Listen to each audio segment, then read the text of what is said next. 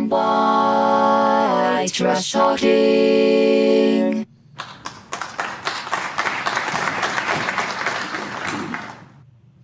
Hi, I'm Doug Johnson, and this is White Trash Talking. Please hit the like and subscribe buttons before I begin, as this will help boost the program. U.S. power has been fundamentally weakened since the start of the U.S.-Iran war.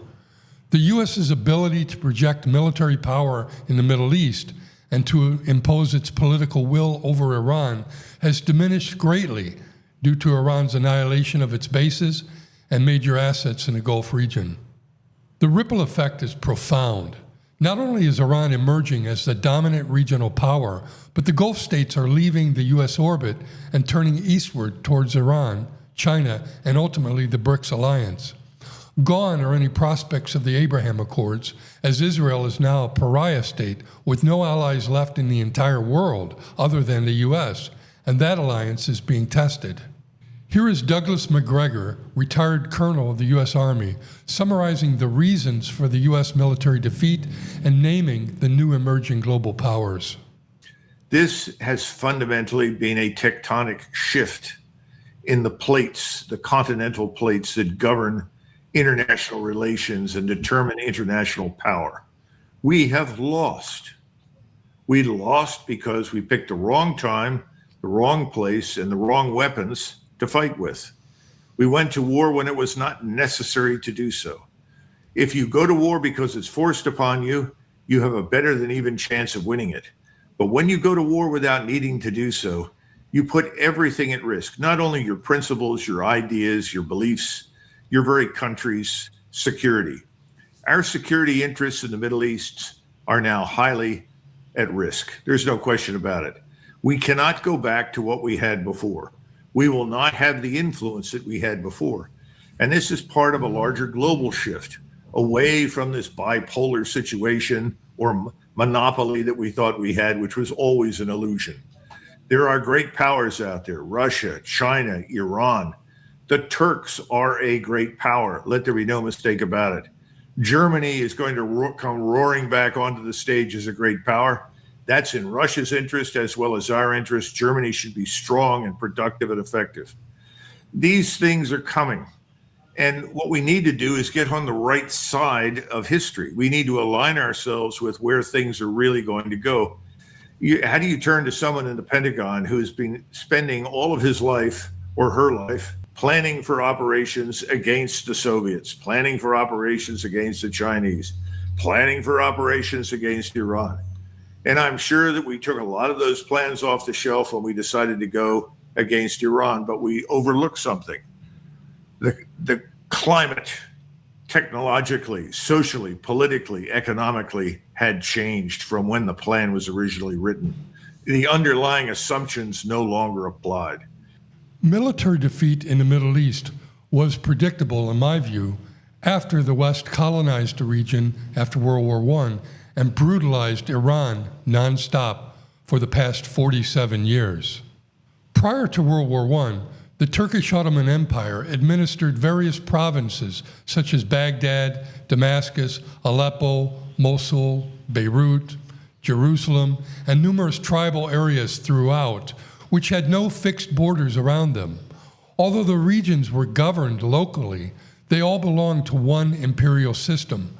Without borders to divide the regions, trade, herding routes, pilgrimages, and religious networks passed freely throughout the empire. Family networks extended across multiple provinces. Minorities coexisted peacefully among the majorities because regional power lay with the empire and did not require majority rule. This all changed after World War I.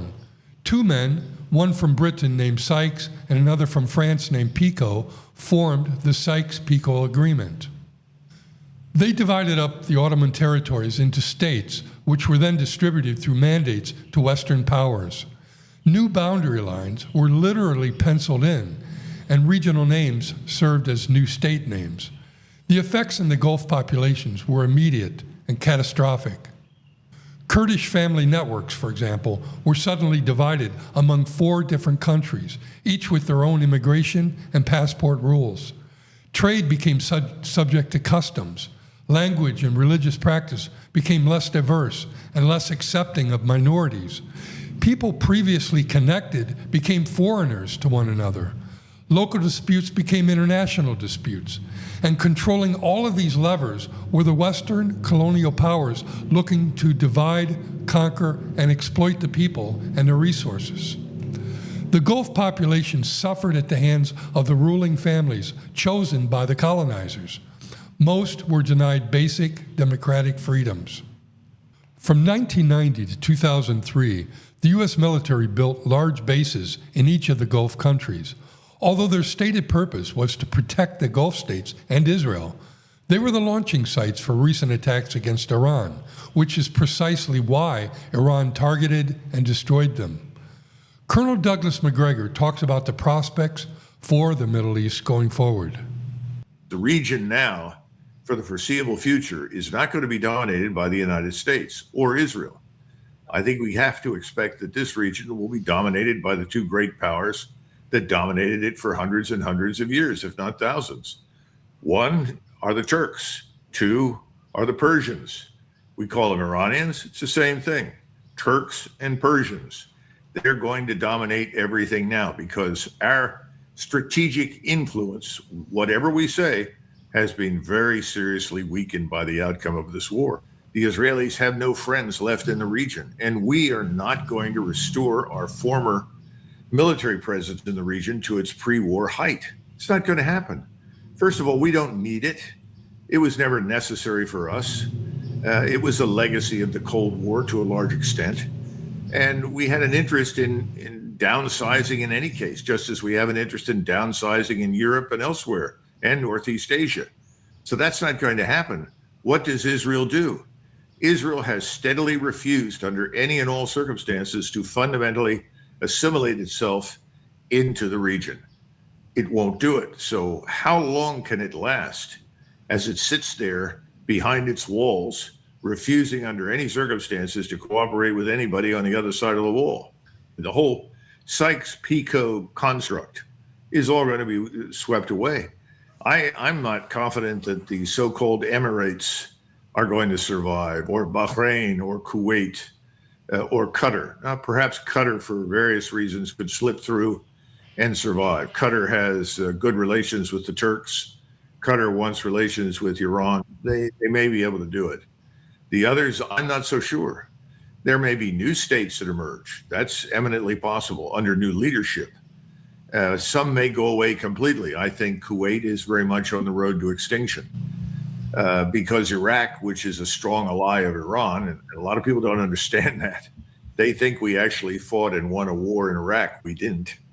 That's almost a foregone conclusion, I think.